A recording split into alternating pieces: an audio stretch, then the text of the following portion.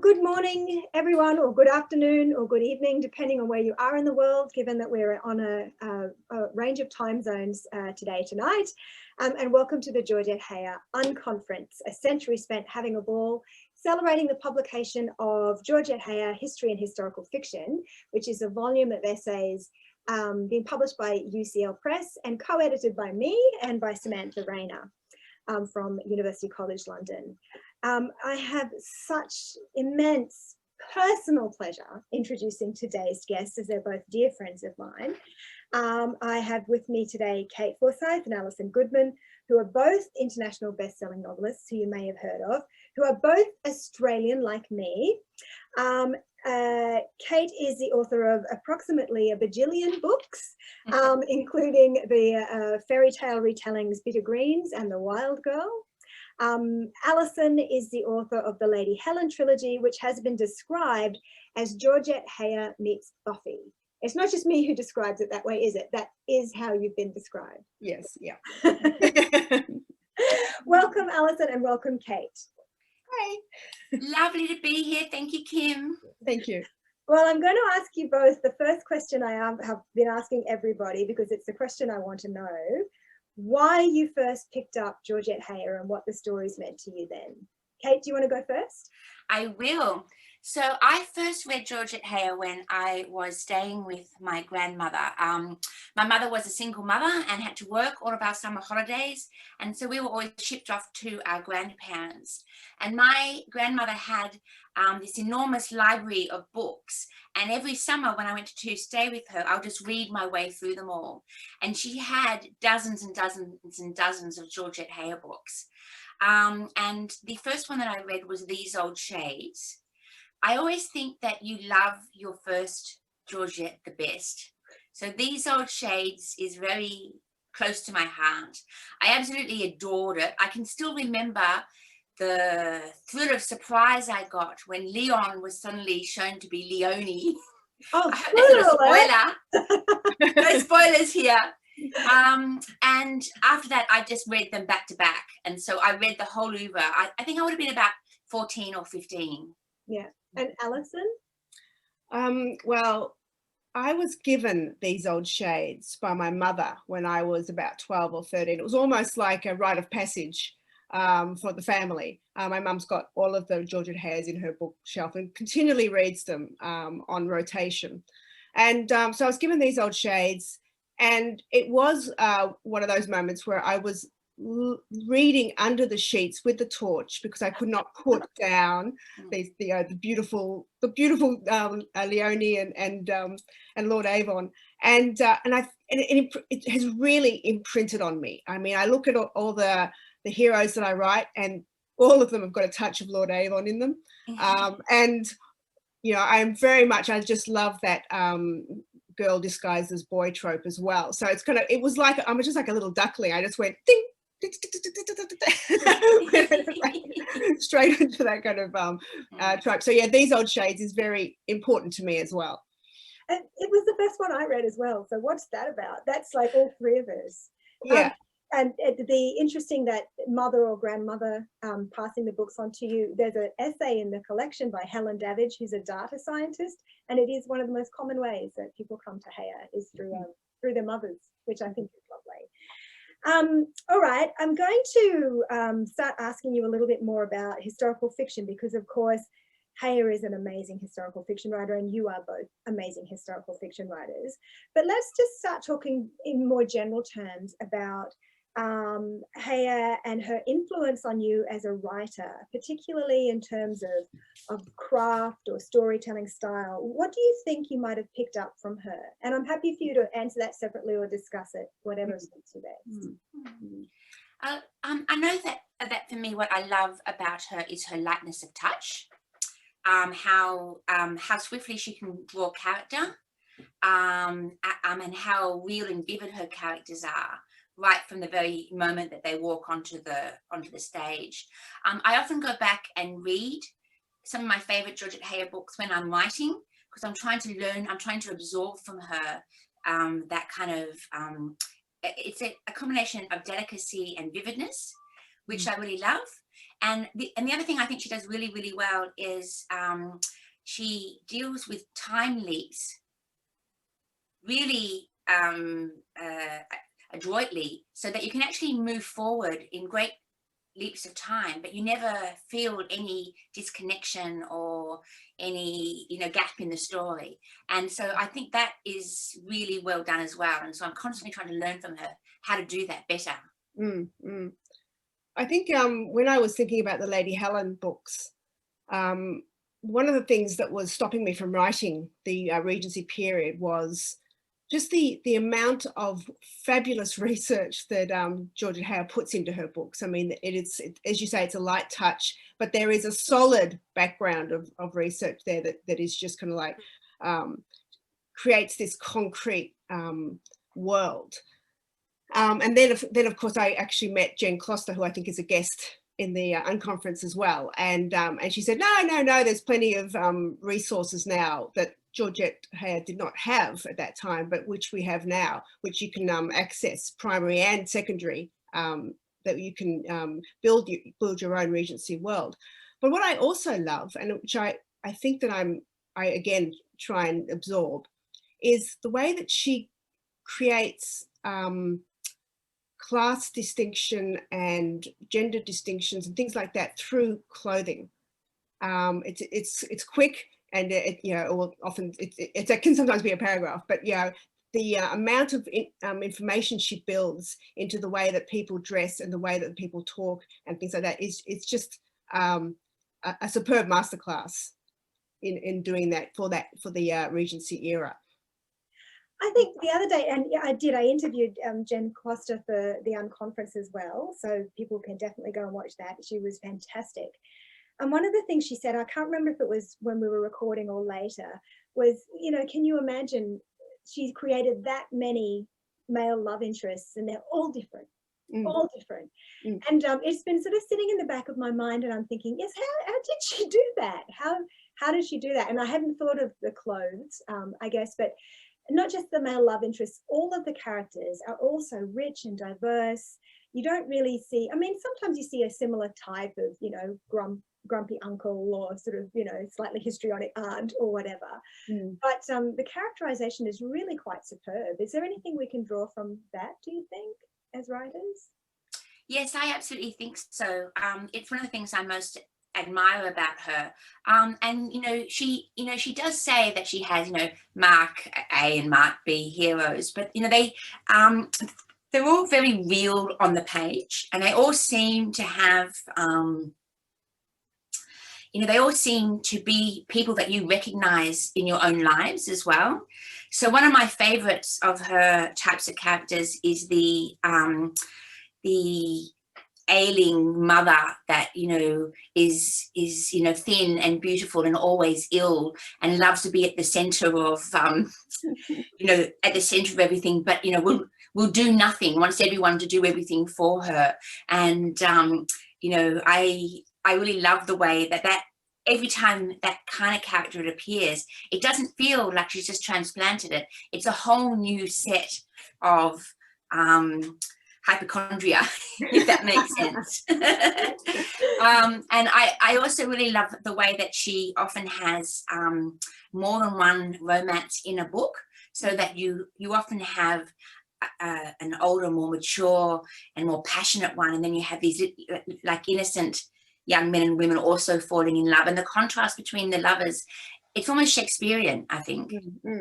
I think it's also to do with the fact that although there are characteristics within some of the heroes that are similar, we take, for instance, Lord Avon and Tracy Belmanoir, I can't quite pronounce that right, but it's the chemistry between who, I mean, Tracy's not quite the hero, but it's the chemistry between the male character and the female lead, because they're always very different. They're always coming together in a very different way. So I think that creates that difference in the male lead as well, because they're always reacting and acting in different ways towards those heroines. So you can see the kind of some of the those characteristics, but because they are combining with the female lead, you get these lovely differences. And we can't talk about Georgette's characters without talking about dialogue. And that, I think, is where she, her books really, really shine, because her dialogue feels so real, is so persuasive. I can remember when I first read them, that even though all those kind of Regency cant terms that she used all the time, I had never heard them before. I knew exactly what was going on. I never felt a moment that I didn't understand, or I couldn't feel what was going on. And then I actually even began to find myself using them in my everyday speech, because they were so expressive and so so spot on. What a bouncer. I loved all the terms for being drunk. They were all so great. Yeah. And again, there's a chapter in the book that we're launching that is actually about her language, and it's got some photographs, or at least one photograph of notes of the different ways of saying things. Oh, we have a dog. I have a dog. She can open my door. I'm so sorry. Come here. She'll go out, don't worry. It's fine. All right, so let's talk a little bit more. So, of course, Heyer brings historical periods to life so vividly, and obviously the Regency mainly is what she's known for, but she has written about other historical periods. As a historical fiction writer, I'm guessing that you do a lot of research, but then you have to decide what goes in and what stays out. And that must be one of the hardest decisions a historical fiction writer has to make. So how do you decide what to put in and what to leave out? Well, it's a bit touch and feel, in the sense that you do. I do a lot of research, and there's some great stories that come up and great sort of real historical figures I'd like to include. But it is really what's in service of the story that you're telling. And so if it's not in service of the story that you're telling, then unfortunately, and tears can be shed, but things have to be left out, or put aside for perhaps another book or another kind of series or whatever.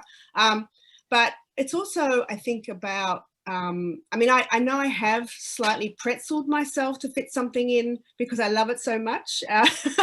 And that can be interesting in itself, because, if you say, oh, I really want to put this in, how can I get it in there? It can make you work very hard and change, because when I'm writing, things are organic, and I have the set kind of story that I want to tell, but in between is all organic.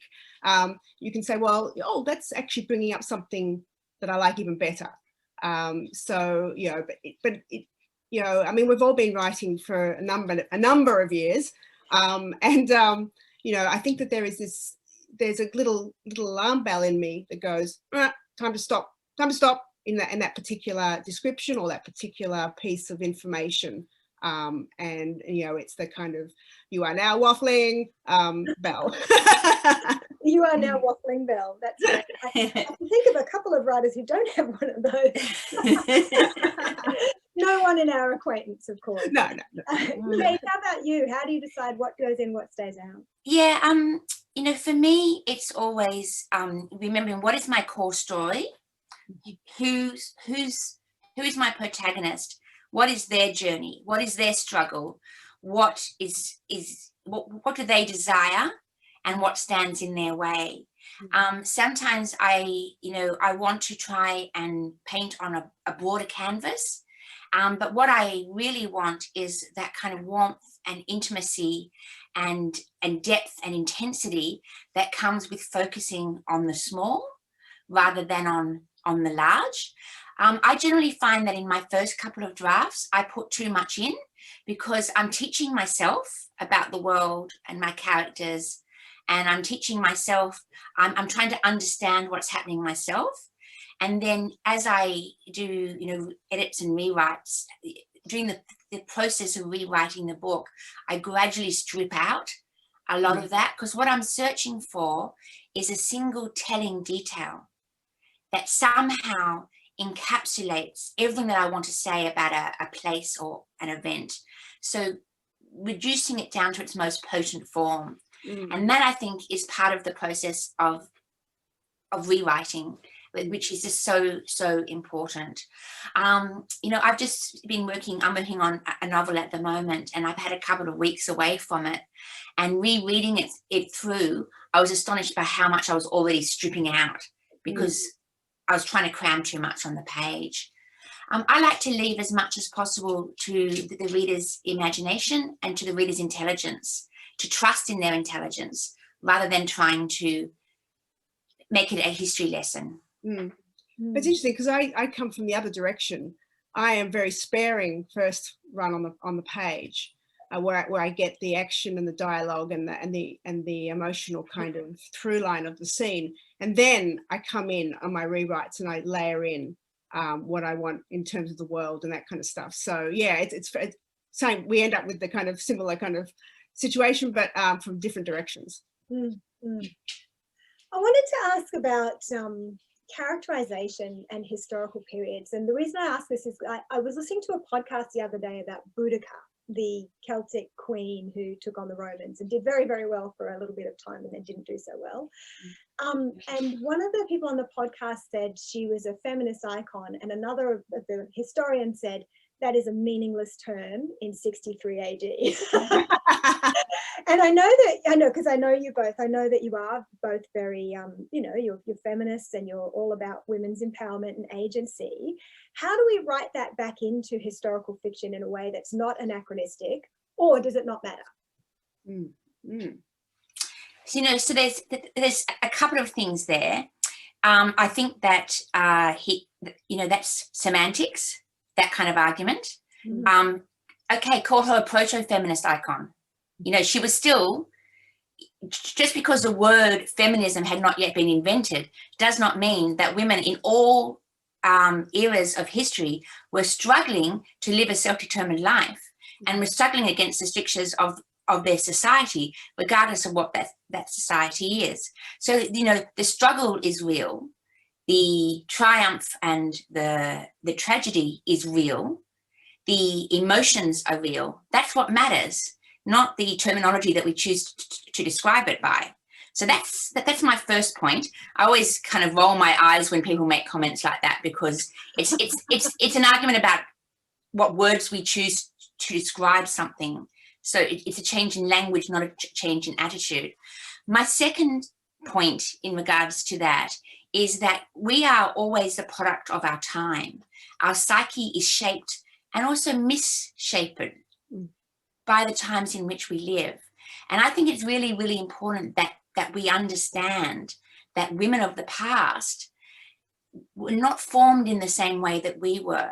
And so to give a woman living in the 19th century or in the 6th century a modern sensibility is actually to deny the extraordinary distance that we have already traveled in fighting for women's rights. I see it a lot, and it does trouble me a little bit. Now, one of the books that I've just read recently is Pharaoh's Daughter, which is the story of a young woman who is orphaned, lives with her aunt, who opens up a gaming hell. I just love the term gaming hell. And she is helping, she's doing her best to, you know, live and help her aunt and survive in a very hard world where gender lines and also class lines are so rigid. Now, what I love about that book is how desperately she struggles and how much she wants the world to be a different place, but also the fact that the world is what it is. And that's one of the things that I think Georgette Heyer did very well. She's often accused of being very classist, but she's setting books in a very classist time. Yeah. That is actually a true reflection of what, in many ways, not in all ways, but in many ways, it's a true reflection of what society was like there. And I think that's more interesting, to show a woman struggling to choose her own destiny and to make a living for herself, to show how difficult it was and how it hurt her, psychologically speaking. Yeah. You know, in craft terms, and writing and creating a 19th century woman but who is going to sit with a 21st century reader. I think about what are the really big things that are impinging on that character at that time, because they are different, and yet they are the same, sort of in a way. And so one of the big things that perhaps impinges upon the 19th century woman that maybe not so much for us is religion, and that all encompassing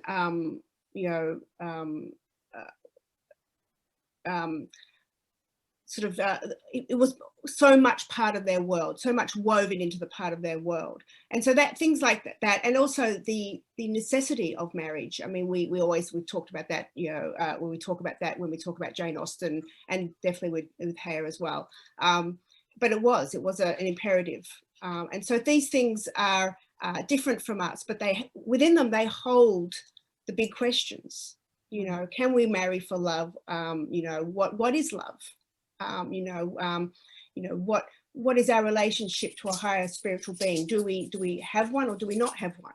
And so these hold the big questions. So although I think that they're formulated in a different way for the 19th century woman, they have those resonances right through to the modern world. Yeah. Yes, I'd really like to speak to that one as well, because it's only something I've thought about a lot and have struggled with in certain of my books. So, for example, in The Wild Girl, which is actually set in the early 19th century, it's contemporaneous to Jane Austen and also to Georgette's Regency books. My heroine there was a German Lutheran, and the story is inspired by a true woman, Dortchen Wild, who was a young woman who told the Grimm brothers many of their most famous fairy tales. Now, I longed to be able to have her dress up as a boy and climb out a window and run off with the romantic hero. I don't know, elope to Gretna Green. But in Hessen Castle in 1810, there was no Gretna Green, and it would have been actually inconceivable for her to have dressed herself up as a boy and to have eloped, because there was nowhere, there was no chance for her to elope anywhere. She was not permitted to marry without the permission of her father, and if that permission was withheld, there was no choice for her. And so many people emailed me going, why didn't she just run away with him? And I said, well, because for a young woman of a very conservative and deeply religious society, that would have been to have turned herself into a whore. And that's not something that she would have done. And so there was a tension for me in what I would have liked to have written, but having to be true to her and to her times, and to how she would have felt about that. And it's also the expectation of the reader, that the reader sort of brings the expectations of certain tropes to the novel, and it's kind of like, well, why not? And that tension between what you want to do, what the reader's expecting, and what is feasible within the world that you've created, can be very, very difficult, but can also be very productive in the way that we solve our problems. I do love the way that Georgette Heyer's books are so persuasive, so that when you're in her world, you actually accept a whole lot of extremely unlikely events. All sorts of things happen that, you just can't actually ever imagine happening in a real world. But she's so persuasive that in the internal logic of the world that she's created, those events make perfect sense. And I love that. That's one of the things I'm always, how does she do that? I think it's meticulous emotional through line. Well said. That's exactly what it is. I'm gonna have to wrap up in a minute, but I'm going to finish up with a question, which is a bit of fun. Now, don't jump in. I'll ask the question, but then there's going to be rules, because otherwise there'll be tears. So the question is: choose 3 Heyer characters to join your zombie apocalypse survival team, and why? But I'm not going to let someone choose 3 and then the other person choose 3, because then you'll be fighting over who's on the team. So, Alison, I nearly called you Helen, sorry. Lady Helen books. Alison, who is your first member of your zombie apocalypse survival team? Lord Avon. And because? Coldly and meticulous again, planning, and he's omnipotent. Kate? It's so interesting because I'm actually choosing his son, Lord Vidal, who has no compunction shooting dead a highwayman on his way to a party. You know? Alison, number 2 on your team? Abigail Wendover. Because? Common sense, calm in every situation. Yeah. Kate? And humour. Oh, good. Yeah, we'll need laughs on the road. Oh my gosh. You know, I'm being torn between who I love the most and who's actually going to be a better member of my team. And I'm actually going to go for, I might actually go for Leonie now. So we're having a bit of a family party. I hope they're not battling against each other. I hope it's all the one team. Okay, Alison? Oh, the third one's difficult. Someone who can drive a fast carriage and shoot a gun? Yeah, that's exactly what I'm thinking. Yeah, I'm thinking that although there might be, I think they'd either be great friends or instant enemies, but Sophie. Yeah. I think so with Abigail, because I think Abigail and Sophie might be great friends, or else they might rub against each other. But I think that Sophie would be great within firing the guns, doing the carriages. Sophie was mine. That's who I was going to choose next. How much would you pay to see that buddy movie? Look, Kim, how much would I pay to see any of Georgette Heyer's books made into fabulous movies? Yeah. They're crying out for, I don't know, a whole universe of movies. Yes. Yeah, they are. Okay then, well, I'm going to wrap up by saying goodbye and thank you so very much for your wonderful insights, your delightful wit, and your gorgeous faces, which I always love to see. So lovely to see you. Separated by a pandemic at the moment. Yes. Yeah. And thank you everyone for coming and joining us. Yes. Thank you. Fantastic event. All right, bye. Bye.